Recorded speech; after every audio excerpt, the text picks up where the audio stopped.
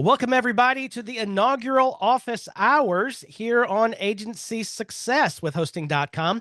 My name is Nathan Ingram. I'm the host here at Office Hours, and I'm joined by my longtime friend, Corey Miller from Hosting.com. How are you, Corey? Hey, good. You said it was been a long couple of months. It's been a long couple of years for me to be able to do this with you. And so I'm really excited to kick this off and see all these names coming in and new ones will come in the future. And it's been long awaited, my friend. Indeed. So Corey and I, for those of you that aren't aware, go way back to the old iThemes days, where I met Corey as a customer for iThemes back in like 2010 or something. And we've been good friends since then in my work there with iThemes and later Solid WP. So glad to be back with you, Corey. You too. I was thinking about, gosh, it's been a long time. It's been 15 years. I remember some of those initial conversations. Benjamin, who was leading training at the time, was like, "Hey, this guy named Nathan is awesome." And I asked our support team, and they're like, "Oh, he's incredibly helpful." And who knew 15 years later, but it's been a pleasure. I tell everybody at hosting.com, like, Nathan's the real deal. He's been there, he is there. You've got such a great way of helping agency owners, and that's who we love at hosting.com, and me personally very passionate about. So it's been a while, but I'm glad it's here today. Indeed. So for those of you that are new to this platform, we're so glad that you've taken some time to join us.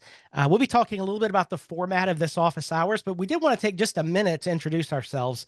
My name is Nathan Ingram. I am an agency owner. I started building websites for clients way back in 1995. Been working with WordPress since 2010.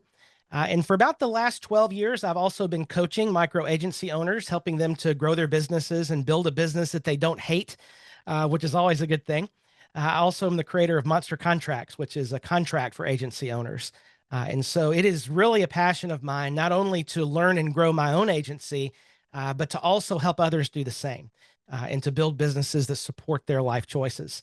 And Corey, talk a little bit about yourself and what you're doing there at hosting.com. Yeah, you bet. So Corey Miller, I'm the chief evangelist at hosting.com. And I think that what that really means is I lead community, specifically agency community. And I work with our team community as well now as we've grown significantly in the last 5 months or so. But let's see, the real thing probably why I'm here, other than my role, trying to wrangle all these things with my partner, Katie Richards, is I've got 18 years experience as a business owner, an entrepreneur. If you want to get even more fancy, I'm very proud of being an entrepreneur. About a year and a half ago, when I joined what is now hosting.com, I was like, I'm getting too old for this, carrying all the responsibility.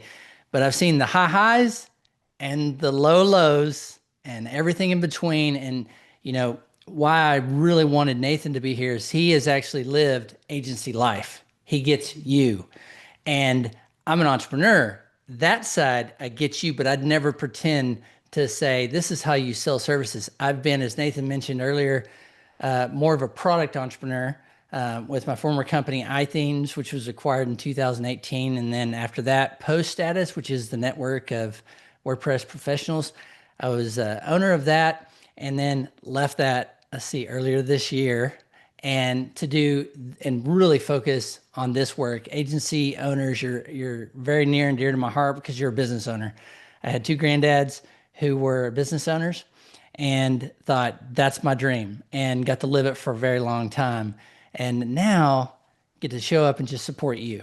And that's our heartbeat at hosting.com and why when we started, knew Nathan was going to be available. We've been dreaming this for 6 years ever since I left iThemes. And so, and then real quickly, everybody goes, yes, this is a home run, but this is for you. We are here paid by hosting.com to be here for you. So I hope you bring your questions, your challenges, your issues, the things in front of you, because Nathan will mostly answer first and I will give you filler as a business owner in my experience and in the past. But anyway, great to have you again. And thanks, Nathan, for joining forces yet again. Indeed. This might be a good time for us to introduce Daphne as well. That sound good, Corey? Yeah, you bet. Hi, so nice to meet you all. I'm Daphne Monroe. I am the head of website and content here at hosting.com.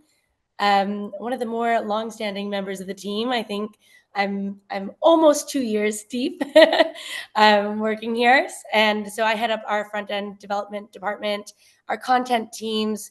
I work with agencies. I was a small agency owner myself back in 2018, but been living the agency lifestyle for a long time until I joined here at hosting.com. So thank you so much for letting me join your office hours.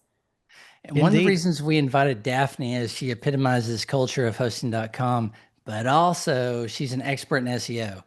And when I say expert, I've seen it, lived it. And we were just talking, I think 2 or 3 weeks ago, Daphne, about what you're doing for us at hosting.com. And I go, oh my God, because, in the age of AI, our agency owners for their clients, for themselves are looking. And she was like, I'm in. So, website content, SEO, that's her jam, and a lot more stuff around that. But I asked her to be on. She was actually like, I've already got it on my calendar. I'm coming. But just to listen in, but we was like, hey, we're throwing you into the fire today. Well, thank you so much. Yeah, SEO is my passion.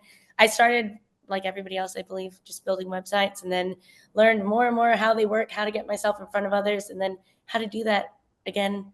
And with the ever-changing ecosystem with LLMs and all this new, I mean, call it what you want, but it's still search engine optimization. Our engines are just changing in the way people interact with them are. So yeah, really looking forward to dive into this with you all today. And Daphne, there's a live stream coming up with you soon talking about LLMs and SEO. There is indeed.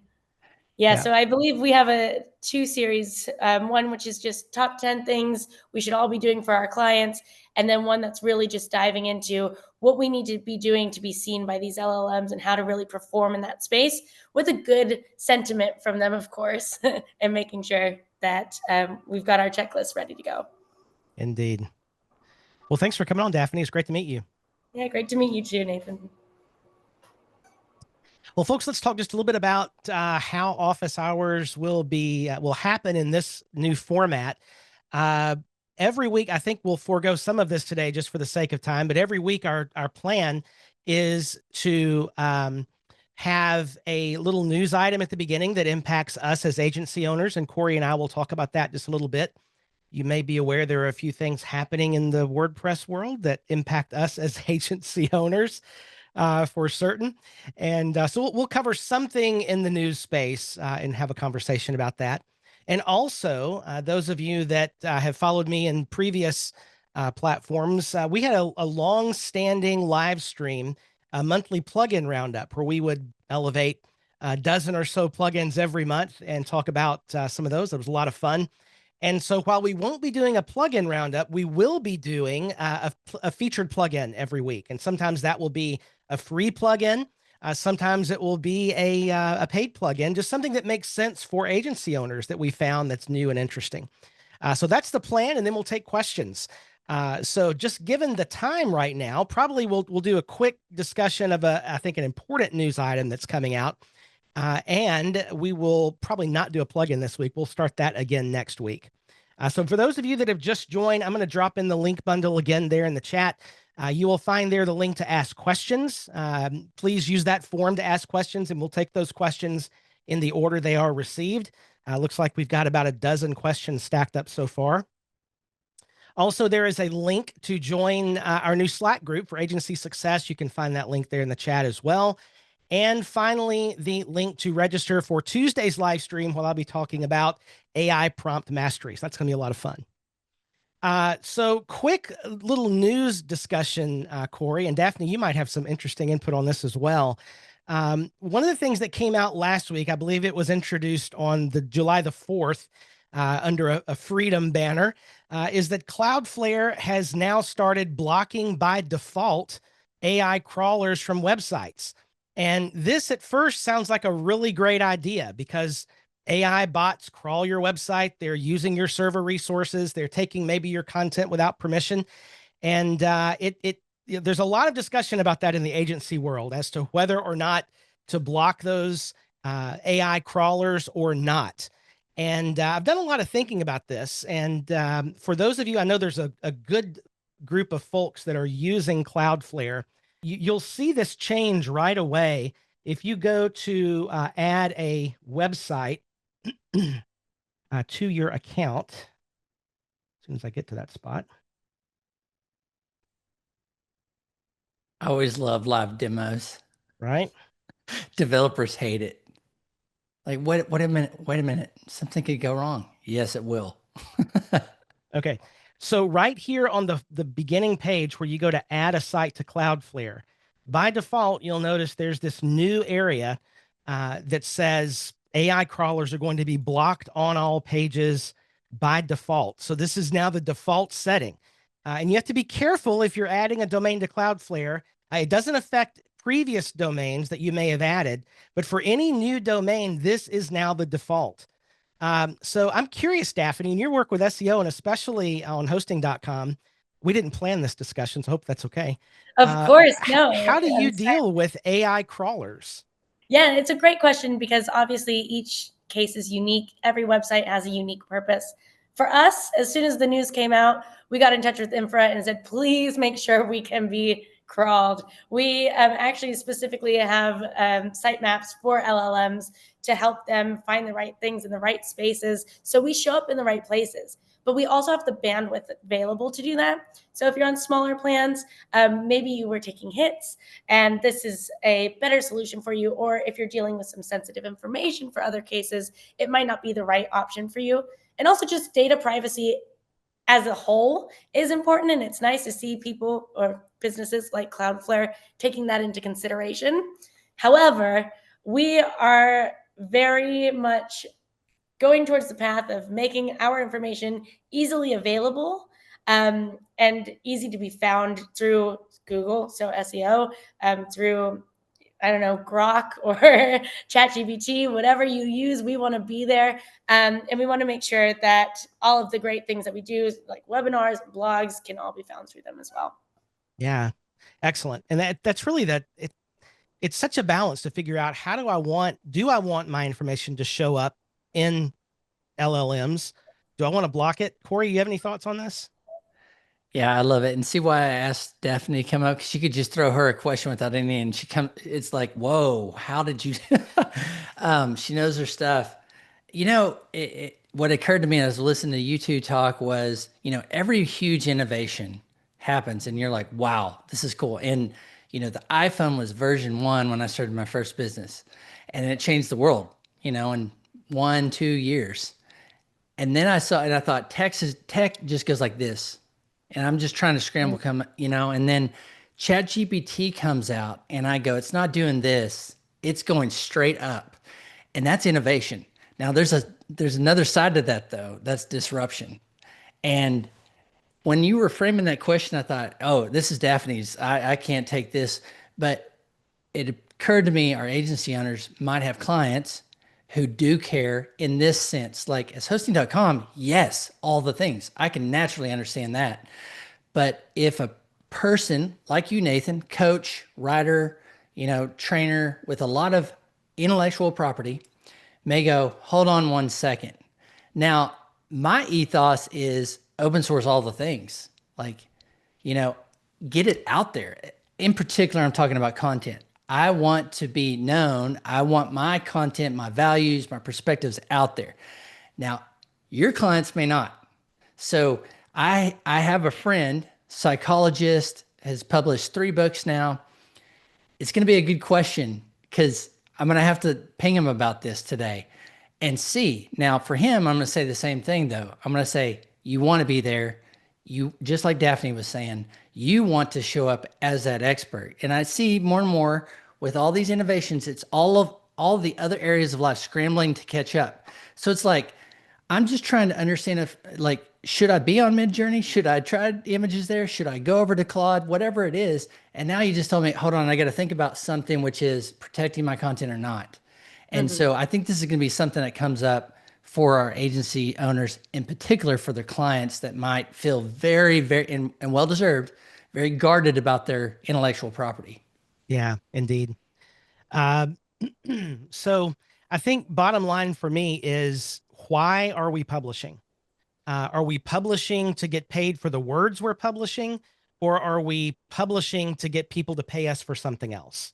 And that's really the decision maker for me. If I'm publishing to get paid for my words, or if your clients are getting published to pay for their words, like they're publishing so people have a, they want them to subscribe to their, a paid content, you probably want to protect that information. But if you have a client that's doing content marketing, I'm seeing reports of people. I just saw something in a social media group the other day about legit traffic that has come from Google AI overviews that is ending up in conversions on sites. So the purpose of that publishing is so people purchase something else from them. So in that case, you would be shooting yourself in the foot if you blocked AI traffic.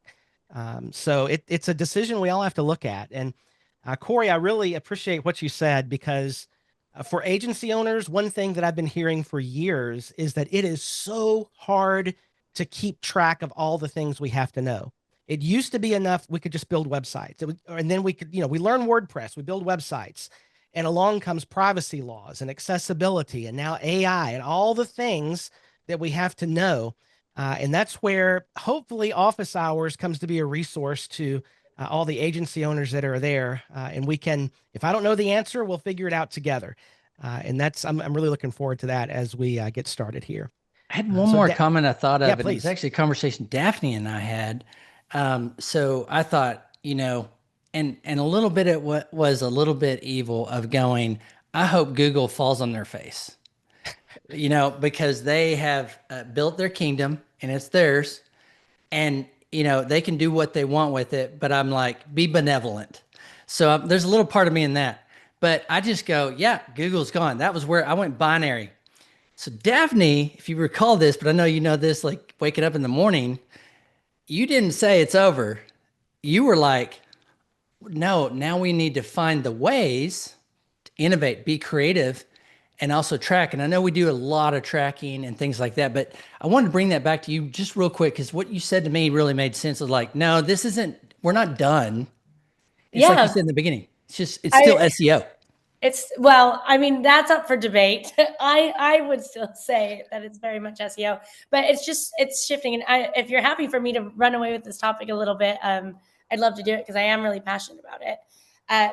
Traditional SEO, it was a lot about creating things to tick boxes. You do your keyword research, you create individual landing pages that match intent for informational keywords or transactional keywords, but could be the same thing reshaped in different packages. One of the comments that came in was that LLMs just spit out without giving credit where credit is due, and it's maybe not the experience people want in that sense. And this is where SEO used to shine, because you'd Google something like, what is cPanel? And you'd have 20 articles that are pretty much rinse and repeat, but people would come in, people would click, you drive traffic to your website. What LLMs have done is just take that information that you could find over and over and over again and package it up. And for example, the Gemini AI overviews in the search engine results page, which I'm just trying to say is a Google search, shows up, and it's a quick answer for things that you didn't necessarily, it didn't match the user's experience that they were looking for, which is kind of what this LLM model is solving.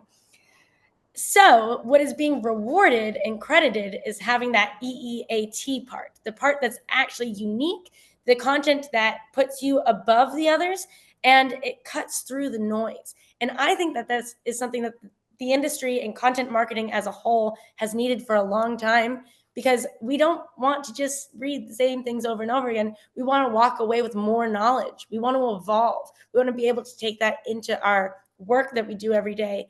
And there's good and bad to the world changing, but I'm excited for it. I want to learn with it. I want to grow with it and make sure that our content is right up top where it deserves to be. Yeah. It's really good insight. I'm looking forward to your live stream coming up, Daphne, on when we get into all of that. All right. Well, folks, let's get into some questions, shall we? And Daphne, if it's okay with you, I'll return you to yeah, thank you so much for having me. Yeah, thanks for being here. Thanks for your insight. Thanks, Daphne. All right. So let's get to some questions. We have currently 14 questions in the queue. So if this is your first office hours, what I try to do is paste the question here on this blank slate so you can read it. We found in the past that was really helpful for folks that wanted to follow along and think through it. And this first question is from Class. So Class is asking about Cloudflare. A software developer client has a sales page and a cloud app on the same domain. This is about to get really technical, so we'll pass this one to Corey. The the end user apps installed on their computers call home to connect with the cloud app. The server uses a WebSocket for that traffic when there's lots of it. Question is how to modify the Cloudflare security rules when I set them up for this client. Want to stop the bad traffic, but also be sure all the calls home pass through. The calls home Hey, consistently did I contain. freeze or did Nathan? Yes. Whoop. Can you folks hear me? I can hear you now. I don't know if it was you or me. It might have been me, but now I can hear you. Yeah, I think we're good. So basically the question is from Class, highly technical question to start the first office hours. The issue is how do you maintain good protection with Cloudflare firewall rules while still allowing this app to pass through? In Class, this is going to be one of those questions where I'm not quite sure we'll get a thorough answer. But what I would recommend is if you could do something in the header of that request with the app where it's identifying itself with something unique, then you can, in your skip rule, the rule you've set up in Cloudflare to skip known good traffic, you could test it for that header response and just make sure it's something unique. That's probably how I would address that. Does that make sense, Class? You would definitely need to work with the development team.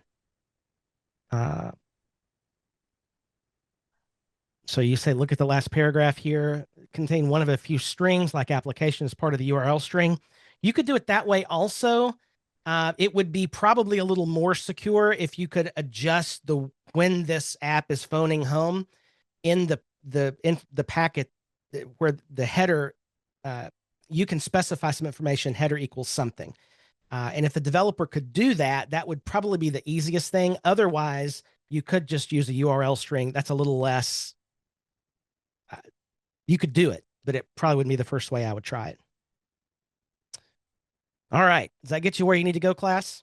That is a great question to kick this off. I was like, oh my gosh, I should have said, by the way, I can talk tech, but I don't know tech that deep. But yeah, give that a try, Class. I bet that you could all.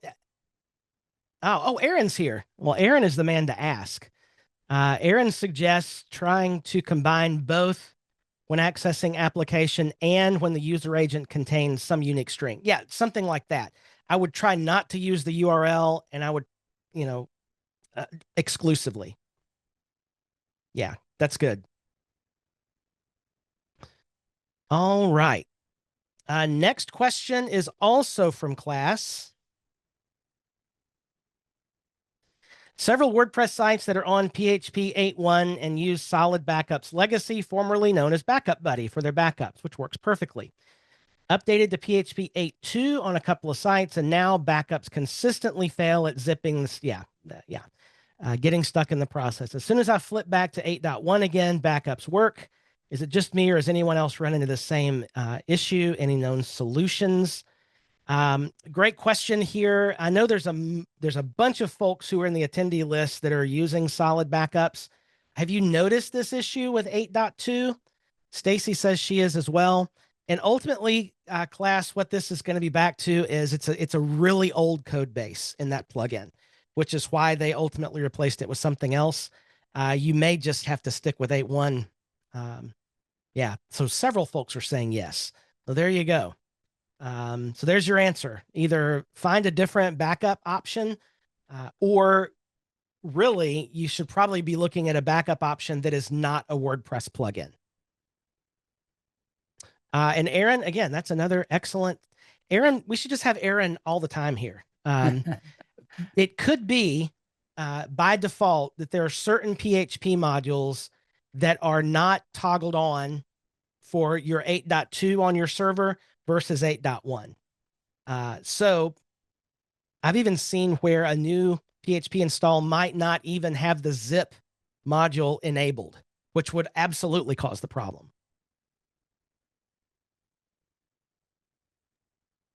Yeah. Do you have another, somebody mentioned, do you have another backup option that's not a plugin that you use? Well, I'll tell you, we have several, we have now 2 servers with hosting.com, one that we've had since it was A2 hosting, and one that we just set up for a big project that's launching on Monday that needs its own server because it could get some significant traffic. Jet, Jet Backup is provided by default by hosting.com. It's server level backup, and it will push to external storage solutions, which was a big deal for us. We want the backups someplace else just in case something happens. So yeah, Jet Backups is excellent. It has a cPanel interface, and it works for us very, very well. Beth is recommending Vivid. Yeah, WP Vivid is an excellent WordPress-based backup plugin. I think we're gonna have to wrangle, wrench Aaron's arm, get him to show up with us as our technical person. Indeed. Thanks, Aaron, for showing up and pitching in. Aaron, I forget your title offhand. It's changed a little bit. But right now, one of the big projects he's handling for us, in addition to being a developer by background and trade, business owner, product leader, WordPress core contributor. WordPress core contributor, WordPress leader with WordCamps and things like that. Director of product strategy. Thanks, Aaron. So we need to, I'll have to, I don't want to put him on the spot, but love to have him join. And by the way, there's a lot of other experts besides Daphne and Aaron. Those are incredible. Nathan is your base. I'm his sidekick, but we've got a lot of, expertise in-house at hosting.com, and you're seeing it right here is like, we want to come and we want to help you and be your trusted partner. Indeed. All right. Next up is Tanya. Tanya, what LMS do you or the office hours gang recommend these days? I was looking at this one. Yes, Academy LMS on AppSumo. And a client of mine is looking at Lifter. I've never had the pleasure or pain of setting up an LMS. It could be either. So I figured I would get my ducks in a row in case they decide to move forward. Okay. Great question. So I've actually looked fairly deeply at Academy LMS also recently, Tanya, and it looks pretty good to me. The folks that I've seen talking about it have positive, generally, opinions of it. Lifter has been around for a very long time. It has a quality dev team behind it that are known commodities in the WordPress space. So it really, honestly, the price difference is going to be significant with a lifetime deal at AppSumo, but it really depends on what you're looking for as an agency owner. If it's just a one-off project for this client, I'd probably nudge them toward Lifter because it's going to have broader support, and the tech team behind it is a known quantity. If you're looking for something, I want to buy something and be able to use it on projects up the road, that might sway you a little bit toward one of these lifetime deals, but Lifter's a solid choice for sure. Karen is asking if people still like LearnDash. I've got it on a couple of sites. It is fine. I'm not wild about it, nor am I super down on it either. Any other thoughts? Anybody LMS expert in the crowd?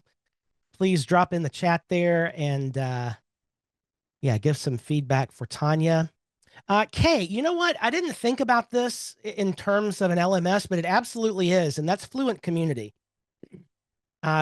We published a Fluent Community site for a nonprofit that I work with about a month ago, and it has a basic LMS built into it, along with a Buddy Boss, Buddy Press style community, and it's very good. The Fluent team does excellent work. It's like Circle. It's like your own WordPress-based circle. Now, the downside of a community site like Fluent Community, where it does do courses, it works well with Fluent CRM, where with a tag, you can give people access to courses and so forth. But it is very database intense. So if you have a lot of traffic on that site, you're going to have some really specialized hosting that can handle it. Yeah. All right. Great question. Thank you for that, Tanya. Let's move on to the next question, which is from Sue.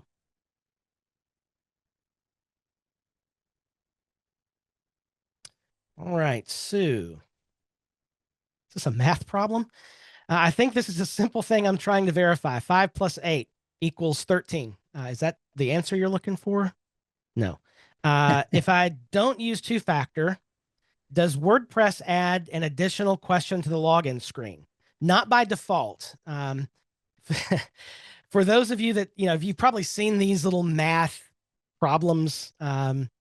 It's generally a plugin that's going to do that. WordPress core doesn't do this. You say you're using solid security on all your sites with application passwords on and connected to Central. I mean, so what I recommend is putting a Cloudflare rule between the world and your login page, a managed challenge that's going to test all traffic, even you, before it goes to the login page. You could do this on, with a plugin and put like a turnstile widget on your WordPress login. But even then, the traffic's still hitting your server. If you can do it at the network level in Cloudflare, it's going to be better. Oh, Sue, development sites. Okay, so these are development sites. So for our dev server, for example, we have, in our Cloudflare rule set, anything that's trying to access WP admin, WP login, whatever, is going to go through a turnstile verification or the managed challenge. So that just solves the problem out of the gate, and you don't need those CAPTCHAs, because by passing through a managed challenge, that is essentially a CAPTCHA that's managed by an entity that, controls a giant portion of the internet traffic. So I put, yes. So do we put them on Cloudflare before they launch? Absolutely. So, we have a domain that we do all development on. And as we're developing a site, it's a subdomain of that development domain. And so the cloud, that development domain is passing through Cloudflare, and there's a managed challenge rule that will get all of that login traffic.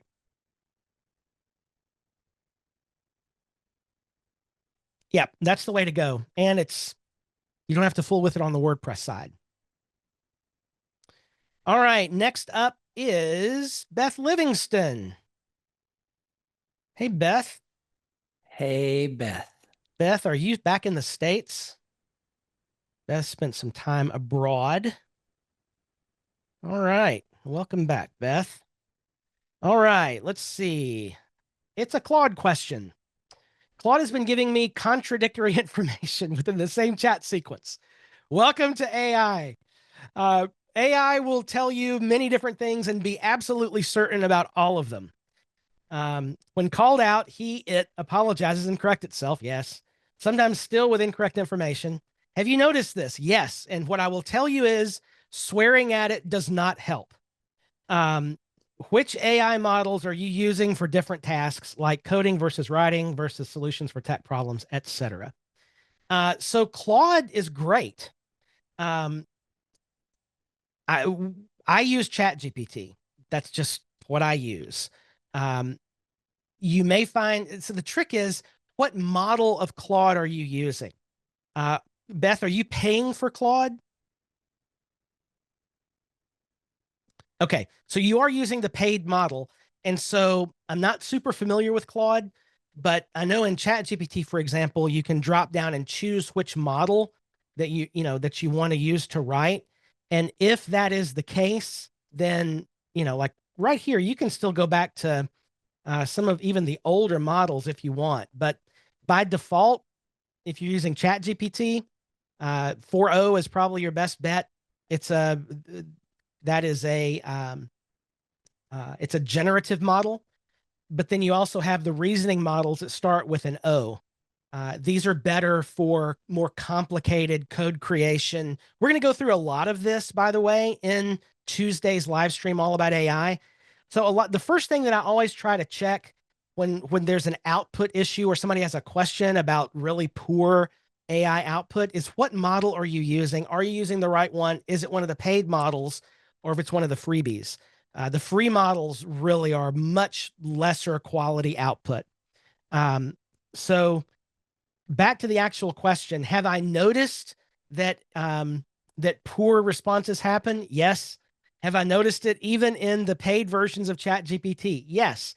I think, and I do a lot of reading in AI news, and I am of the opinion that things happen that they don't tell you about, where if a lot of the processing resources are being consumed on a given day, it gets dumber.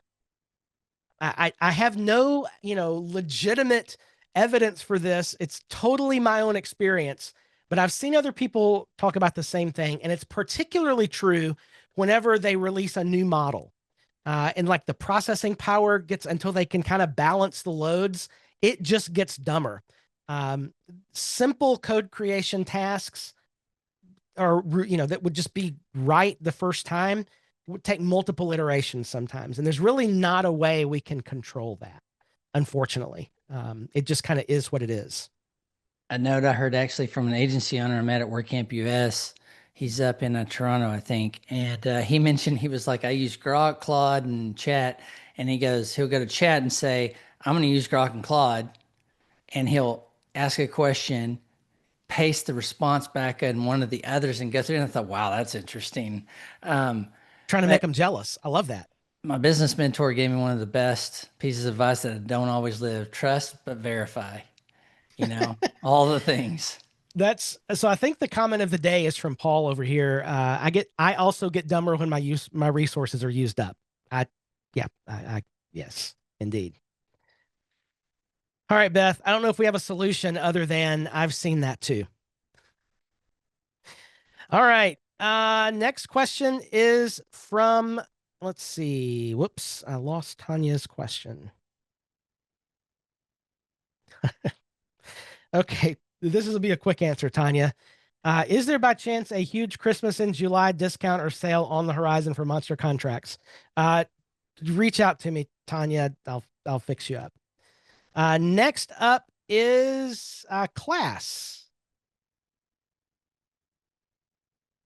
Another Cloudflare question. Okay. You recommend browser cache TTL 1 month. I recommend that because that's what Google recommends. Reason for the question is sometimes when a client requests an update on their website and I make it, they still see the old page for a while. Yep.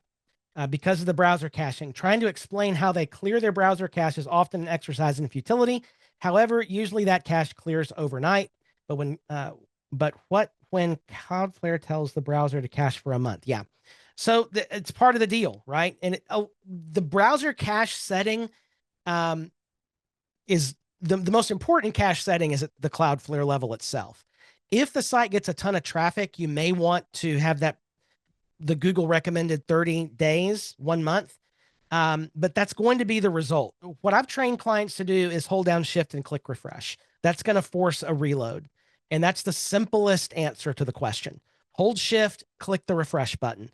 The other thing to make sure of is, and I think we've talked about this before, class, in previous live streams, but make sure that if you're using some sort of WordPress-based optimization plugin like Lightspeed, WP Rocket, fill in the blank, make sure that those are connected to Cloudflare with an API token.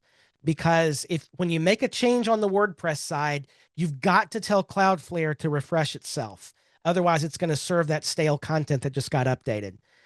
So assuming you're doing that, then, and if it really is the browser issue, holding Shift and clicking refresh is the best thing to do. Or you can just drop it down to a 4-hour browser cache. It's up to you. 1 month is Google's recommendation. And that will actually show up in your Lighthouse results if it's not set for that. Is that good, class? Any follow-up on that? All right. Next up is Gene. Hey, Gene. I recognize this question. Okay. Regarding background videos hosted on Cloudflare R2. Little background for everybody else. This occurred, we had this discussion, I believe yesterday in a call, and I had talked about using Cloudflare R2 storage, which is like Cloudflare version of Amazon S3. It's basically very low cost, but high availability cloud storage that is great for putting things out there like background videos for websites because it pushes them really close. They're cached at the edge. They work really well. I'm trying to apply what was mentioned in the coaching call. The video is on Cloudflare R2. The page is built on Beaver Builder. When I go to add the link into the column, there is not an option for video in the background. Only photo, color, multiple backgrounds, etc. Oh, I see. Okay. So yes, Gene, in Beaver Builder, there is not the option for background video on a column, only background video on the row. So that may not work in your use case unless you can put make it the whole row as the background video. Yeah. So Gene, any follow-up to that, or does that make sense? Hey, I wanted to ask for just a second. I'm curious, and I think it'd be helpful for all those who haven't been with you for a long time. But I know we've had this conversation in the past about how you and your agency use Cloudflare for everything so you can push and all that. But I want to just back up and say best practice for Cloudflare. And as an agency owner delivering sites and what you use, it's Cloudflare, I think it is, but why and how. You shared a couple of these things, and I'm really curious your process behind all that. Yeah. So Cloudflare at the free level, we don't pay any money for Cloudflare on the VAT. I mean, I think we pay on 3, 4, maybe 5 sites a little bit. For virtually all the other sites we manage, everything runs through Cloudflare. There's no cost. You're basically taking the free resources Cloudflare gives you to run DNS and to use the vast amounts of intelligence that Cloudflare has because they manage, insert large number here, percentage of the internet traffic. And so there's just such data at large scale they can use to prevent denial of service attacks and other things. So in most cases for agency owners, it just makes sense to use Cloudflare to manage the DNS because you can do it very inexpensively, and even their domain registration is super cheap. It's probably one of the cheapest places you'll be able to get a domain. Corey, I've forgotten your question. I just started talking. Oh, just back to the role of a CDN or something like Cloudflare sitting on there. I know there's an ease of use as you want to move sites.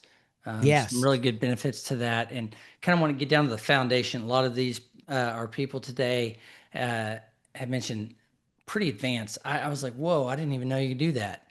Yeah. And I just want to kind of come back to the role of this in an agency's workflow. Absolutely. And so one of the ways I like to explain this, when you start thinking about security from an agency perspective, you really need a 3-stage approach to security. You need network level security, which is where Cloudflare can come in. You need hosting level security, which is where hosting.com can come in. And then you need application security. And with something like Solid Security or WordFence, etc. Right? You need all 3 of these things need to be in place, and neither should do the other's jobs. And so, for example, on our hosting.com server, we run Immunify 360. It's file levels, malware scanning at the server level. It's provided as part of our hosting package. And for example, there are tools like WordFence that try to provide that at the WordPress plugin level, malware scan. It's totally the wrong place for that to live. It's defeatable and it's resource intensive. That stuff needs to live at the hosting layer.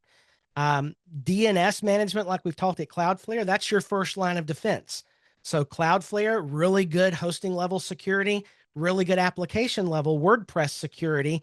which really ought to be doing things like making sure your plugins are staying up to date, flagging any vulnerable things in plugins, providing user login things like two-factor authentication and passkeys and things like that.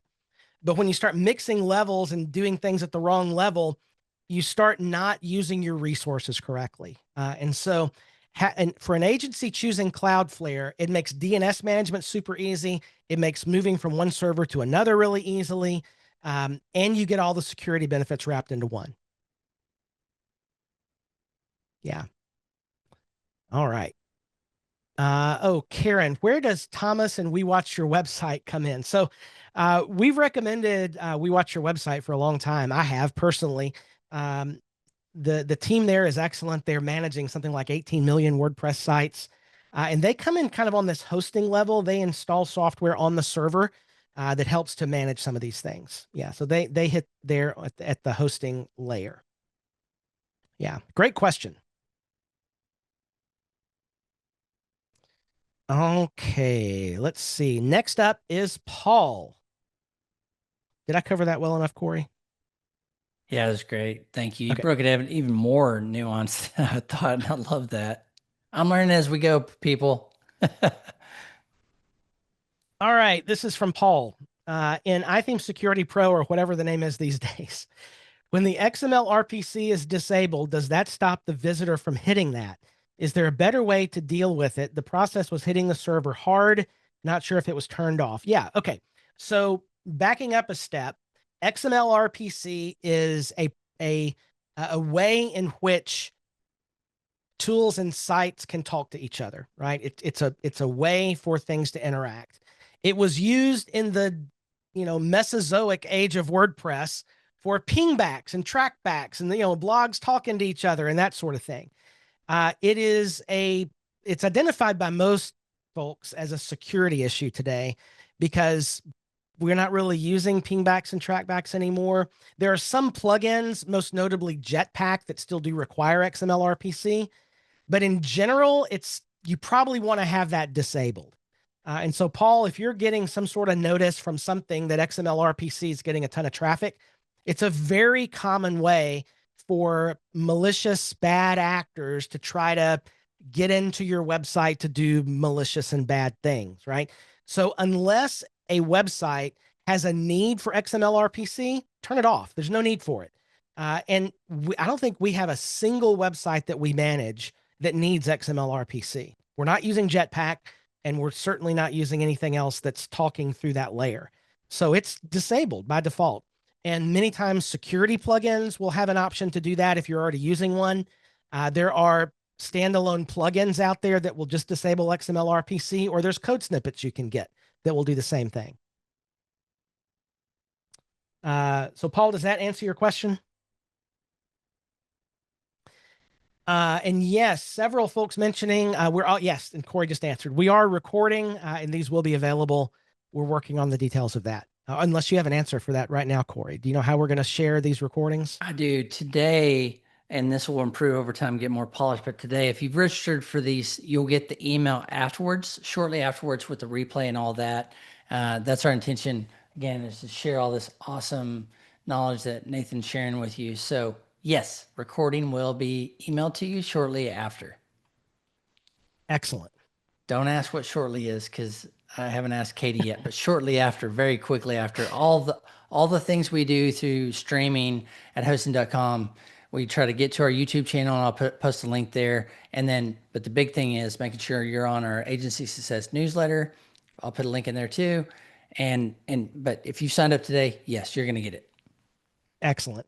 And Ben, no calendar feed at the moment. I understand that could be helpful. We're still trying to figure out how all these things are going to work. So stay tuned.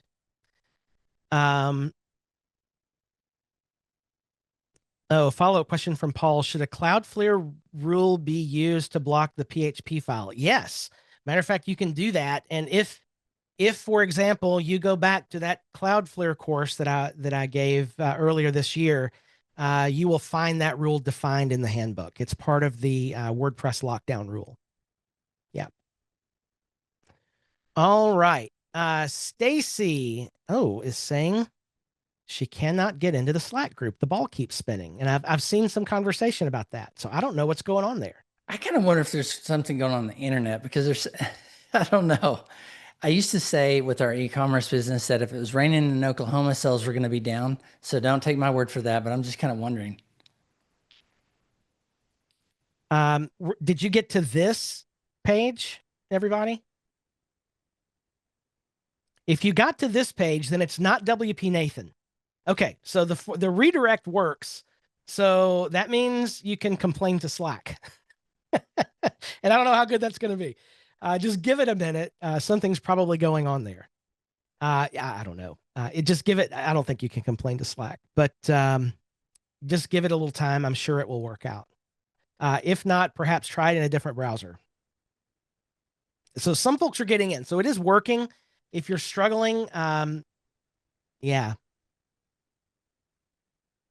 I don't know why that would be. It's because we're doing it live. Because it's live. Okay. Question from Beth. Since you already answered my one question, where can I go to check Cloudflare for a site I launched in the last few weeks? I don't remember being asked that question about crawling and need to check it. Okay, great question. So let's take a look at a site in Cloudflare that, like, here's WP Nathan. They've added, like, they've lifted the AI settings up to a top level menu item. So you'll find it right here in AI audit. And actually you can see here all the things. Like you can toggle off bots. Like if I don't want, for some reason, the, I don't know, the Perplexity bot, you can toggle. Oh no, you have to upgrade that. I'll look at this on a paid plan. So in the free version, you can't toggle off just by each unit. But you should Beth, likely you'll see all these are off already, and you don't need to do anything about it. It does give you nice little metrics about what crawled what, which is kind of cool. I can just about guarantee you, though, Beth, that if you didn't see that setting at the beginning, it's not on for you. This is something that was added on the 3rd of July, so 1 week ago today. Hey, Nathan, I have a question as we get nearing our time and everything. And thank you all for being here. This has been awesome just to see it all happen, and you back live again, Nathan. But here's my question. What is the one thing you think agency owners should be thinking about today? And as you think about that, because you've been in technical, but I'm going to show your range right here.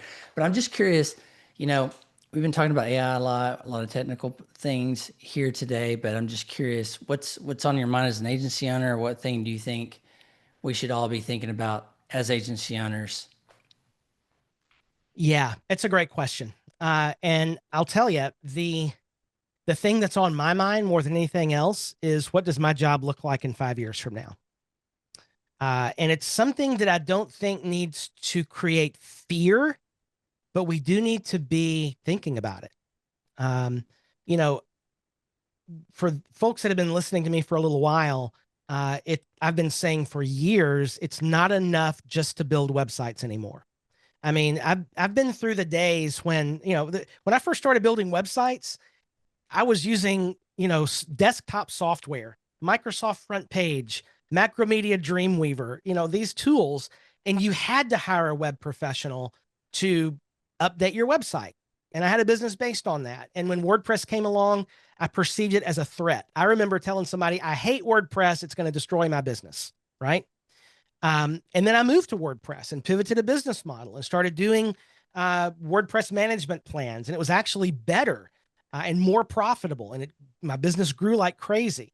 Now, you know, we're into this new era where, okay, themes came along and made it a little easier to build websites. And now AI has come along where, look, with answering a few questions, these new even WordPress-based AI builders can build a decent website and even choose the themes and using the base theme and choosing the plugins for you and setting those up. So we're at that point where, you know, the days of making a living as an agency on brochure websites, that's been gone.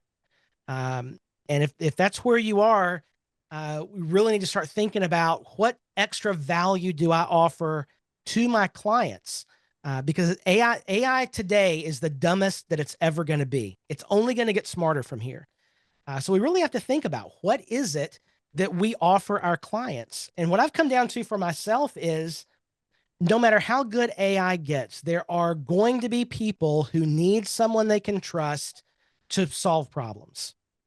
And so I'm not anti-AI. I embrace AI with a healthy respect for what it could do to some of the services that I'm offering. But I look back and I think, you know what? I've been here before. I've thought about, you know, my whole business being threatened by this new technology. And yeah, there's going to be another pivot. There's going to be another pivot. And so we need to be thinking about what is the thing? What is it about you? What is it about your agency? What do you personally, your personal strengths, what do you bring to the table that can help clients? And that's the answer. I was so curious to hear your answer because it could have been a bunch of things. You could have phoned it in, you didn't. You could have said AI. You could have said, you know, clients, and those are real. But I love what you said, and what kind of came up for me during that is having gone through a burnout, failures, successes, is that part is what do you want? So 5 years from now, I'm going to be 54. My kids are going to be high school age. What do I want then? And that's the anchor. And then you start to go, is it this thing, that thing? How, you know, how do I get to that, what I want, my goal, the thing my feeling I want to feel in 5 years? And then chart your course there. I love that answer. It's a really good one. Yeah. Well, the good news about what we're doing here with Agency Success is that folks don't have to figure these things out alone, and we can all be in a group of people where we can talk about these things and have regular discussions in office hours and other places. Yeah. And listen, right there, we should have said that at the beginning. Thank you so much for coming back to that. You know, as a business owner over 18 years, it was one of the loneliest jobs I'd ever had. You know, frankly, that's why I love this. Part of this is just entrepreneurs being able to talk to fellow entrepreneurs to figure out what's going on. We're all kind of figuring it out if we're honest as we go. But I wanted to say hosting.com's here for you. So I'm going to put a link here. We'll have things. If you want to talk to any of our team about anything, we're here for you. Ollie Feldman's on. I didn't see him till just now, but I would have pulled him up too, Nathan, onto the stage. He's head of our accounts, our sales, and he is my partner here for good reason. I believe in what he's doing, how he does his team. It's all about relationship. I want to put a link here. If you need anything, come over there. We'll make sure you're on, get the replays and all those things. But what a heck of a day to kick this thing off. And I thank you, Nathan, and everyone here for showing up to make this a big old party. Indeed. Yeah. I'll mention one thing before we wrap up. The link is in the chat once again there. I'll drop it in one more time. For this live stream coming up on Tuesday, where we're talking all about mastering prompt architecture. It's free and open to everybody. Join, share it out. We'd love to have you back on Tuesday. There's already quite a crowd registered for that one. So Corey, for years, I ended our live streams with the phrase, "We go further together." And I got that from you. And I stole it from an African proverb. You're right. I love it. That's what we brought here, and it's part of just our ethos at hosting.com. You heard from Daphne. The team that I work with, the commercial team here, is just phenomenal. We are truly going far together. But I'll say my role here and Katie's role here and Nathan's role here is about you. We are going far together. And why we name that Agency Success, and you know this well, but somebody asked it at the beginning, is because first question we want to ask is, what is your goal? Where the 5-year question, all those things were today. Where are you trying to go? And hosting.com, our team here, we want to show up as that partner. Not say it, prove it. And this was a big first step for us. So I hope you come back, tell your friends, your fellow agency owners, don't go it alone. Let's do this together at Nathan's Ed. So thanks, Indeed. Nathan. Well, thanks, Corey. Hope to see you all back on Tuesday for Mastering Prompt Architecture here on Agency Success, where we go further together.